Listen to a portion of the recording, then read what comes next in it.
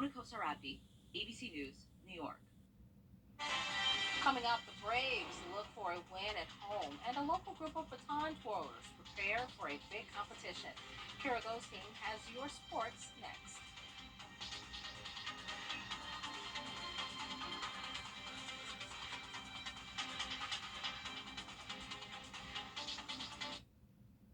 Helping people.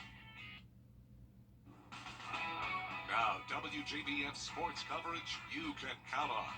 We have talked about a lot of different sports here at WJBF Sports, but here's a new one for you, baton twirling.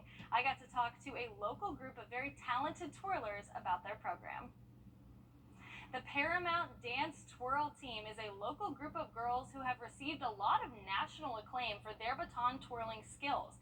Now, their ages range from middle school all the way through college, but every girl twirls like a pro as they prepare for their next big competition out of the country, Nations Cup.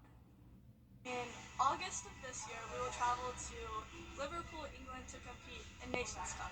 And basically, it's this big baton twirling competition where the best from each country go and compete. They'll get to go, they'll get to do some touring while they're there. It's amazing. They have people that come from Japan, and you'll have the French and the Italian, and the twirling caliber that they'll get to see as well as compete with is going to be something they've never seen before, which is pretty incredible. Now, this may be a successful team with a lot of trophies, but the most important thing to them is each other. I've always wanted this to be a family for the girls.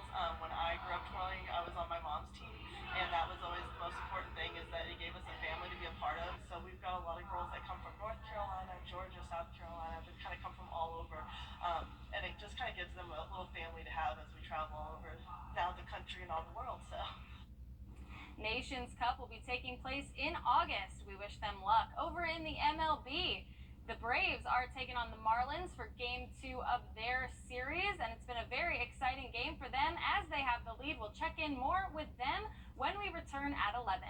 That does it for sports. Thanks, Kira. Coming up, cars that may take to the skies in the near future. We'll have that story after the break.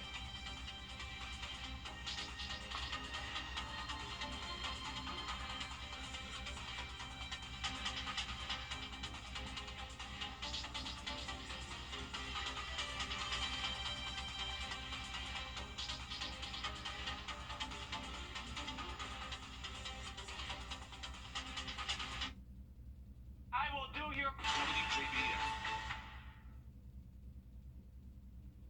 The first time FAA officials have approved a test run for the country's first flying car. California-based LF Aeronautics calls it the Model A. The company says the car is 100% electric, fits 2 people, and has vertical takeoff capabilities. It can also drive on roads, but tops out at about 25 miles an hour. That's because it travels faster in the air. Now, the Model A is available for pre-order at $300,000 with first delivery set for late 2025. Just $300,000. Yeah, I hope it comes with instructions, because listen, can you imagine someone, like, I don't know, driving and eating, flying and eating, or flying and putting on makeup? Yeah, this is not gonna work. I feel like this is a recipe for disaster, but you know what? It looks pretty cool, not gonna lie. And then when it works in like 2030 and we all have them, then we'll look stupid right now. But yeah, yeah, it's interesting. Well, you'll just have to watch for some storms if you're flying your car. You know? Nice transition. Yes. Or the hot sauce, I was thinking. We have some hot weather on tap for tomorrow. Once again, 96 degrees. It's going to feel like 105 to 110 degrees. So limit your time outdoors. Check on the elderly and also the children as well. And that's why we have the alert day for tomorrow. And more storms on the way for July 4th, unfortunately. No, well, you'd have to like come down from the sky in order to like go through your Starbucks drive-through. Yeah. How does that work? You gotta crank that air conditioning with all this heat going on in the car in the air. That's Oh man, flying cars. Wow. It's time. What time? What happens if you run out of electricity? You know, you need to like gas up, so to speak, in the air. There's a lot of problems with this. Yeah, There's a lot of list questions. of problems that could happen. My battery is low in the air. All right, we'll be back at 11. Have a good night.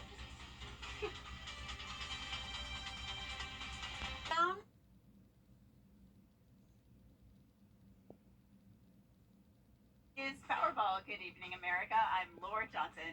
Tonight we have another life-changing jackpot for you. It's worth an estimated $502.4 million. So get those tickets out. Let's play. That first number up is 4, followed by the number 49. Tonight we're going to meet Eric Garrison, who won $50,000 playing Powerball. Congratulations, Eric. Now for the rest of those numbers, we've got 61, 17, rounding it out with 35. Your Powerball number tonight, good luck everyone, is 8, and your Power Play multiplier is 2. Showers and thunderstorms. And times for cooling centers near you.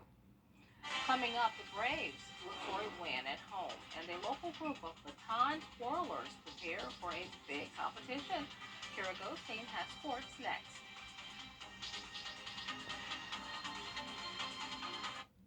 I'm Mike Costello. Now, WJBF sports coverage you can count on. We talk about a lot of different sports here at WJBF, but here's a new one for you, baton twirling. I got a chance to talk to a really awesome local group of twirlers about their program. The Paramount Dance Twirl team is a local group of girls who have received national acclaim for their baton twirling skills. Now, their ages range from middle school all the way through college, but every girl twirls like a pro as they prepare for their next big competition out of the country, Nations Cup. In August of this year, we will travel to Liverpool, England to compete in Nations Cup. And basically, it's this big baton twirling competition where the best from each country go and compete. They'll get to go, they'll get to do some touring while they're there. It's amazing. They have people that come from Japan, and you'll have the French and the Italian, and the twirling caliber that they'll get to see as well as compete with is going to be something they've never seen before, which is pretty incredible. This may be a very successful team with a lot of trophies, but the most important thing to them is each other. I've always wanted this to be a family for the girls. When I grew up twirling, I was on my mom's team, and that was always the most important thing, is that it gave us a family to be a part of. So we've got a lot of girls that come from North Carolina, Georgia, South Carolina, that kind of come from all over, and it just kind of gives them a little family to have as we travel all over now the country and all the world. So Nations Cup will take place in August across the pond, and we wish the Paramount Dance Twirlers the absolute best of luck. In the NBA, LaMelo Ball is on the mend and staying in Charlotte after signing a new deal. The Hornets point guard suffered an ankle fracture earlier in the year and underwent a successful surgery in the hopes of returning to the Spectrum Center. And now it looks like he's back in the game after he signed a 5-year, $260 million contract on Saturday. Over in the MLB, the Braves hosted the Marlins for Game 2 of their series, and man, did they get off to a hot start. In the bottom of the first, Ronald Acuna Jr. crushes one to deep left field for a solo home run, and the Braves grab a very quick 1-0 lead. Then the next batter, Ozzie Albies, he'll drive one to deep right field for back-to-back home runs for Atlanta as they go up 2-0. Then 4 batters later, Braves lead 3-0 with 2 on and no outs. Marcell Ozuna grounds one along the third base line. Jean Segura can't quite make the play, and 2 more runs score. Segura gets that too small celebration from Ozuna, and the Braves lead 5-0 in the first. Now they go on to shut out Miami with a 7-0 win as Atlanta secures their 7th straight victory and show why they are ranked first in the MLB in batting average, home runs, and runs scored in the first inning. And finally, Saturday was round 3 of the Rocket Mortgage Classics. Let's start with Adam Hadwin. He really climbed up the leaderboard. Here's his putt for eagle on the par 5 14th. That one will drop in, and Hadwin shot a 9-under 63 on the day, which ties the Detroit Golf Club course record. But the real star of the day was Ricky Fowler. Here's his second shot from the par 4 13th. Fowler sticks it on the green to set up a birdie putt. He'll sink that one and sink a birdie on 14 as well. So then that brings us to his tee shot over on the par 3 15th. Check out where this ball sits. Fowler manages to put it just feet from the pin, arguably one of the shots of the day. Fowler makes that birdie putt. That's 3 straight birdies for him, and he'd go on to post 6 birdies on the back 9 alone. Very impressive for him. He comes in at 20 under through 54 holes. So with that, let's take a quick look at our leaderboard. Atop the board, we of course have Ricky Fowler in solo first at 20 under. He's 1 stroke ahead of Adam Hadwin, followed by Taylor Pendrith in third at 18 under. Then Aaron Ryan, Peter Quest at 17 under, followed by our local Augusta native Grayson Sig, who shot 4 under on Saturday and is currently tied for 51st. With 18 holes left to play, anything can happen, and we will make sure to keep a close eye on the Rocket Mortgage Classic before announcing a winner on Sunday night. And that does it for sports. Renetta, back. Kira, thanks. Coming up, how animals in a zoo stay cool. We have those details when we come back. Snowball slush float. Sonic. The Houston Zoo in Texas is finding creative ways to help its residents stay cool in the summer heat. Claude the black bear has been taking frequent dips in his pool. California sea lions are keeping cool by snacking on icy treats from zookeepers. Others, such as Galapagos tortoises, decided it's better hanging out in front of the sprinklers. Oh, that sounds good for the hot Wow, weather. look at that.